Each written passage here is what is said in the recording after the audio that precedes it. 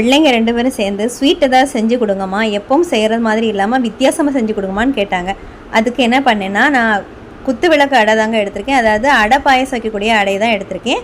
அது 1 கப் அளவு எடுத்து குக்கரில் போட்டுக்கலாம். அது கூடவே ஒரு 5 டீஸ்பூன் போல் ஜவ்வரிசி எடுத்திருக்கேன். அதையும் போட்டு ஒரு 3 கப் தண்ணி வச்சு 7 விசில் வச்சு வேக வச்சு எடுத்துடலாங்க.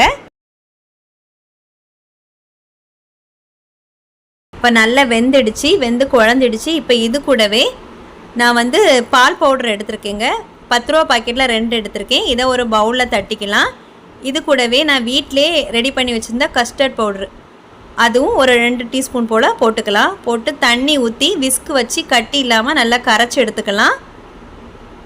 பால்க்கு பதிலாக நான் இதை ஊற்றிக்கிறேங்க.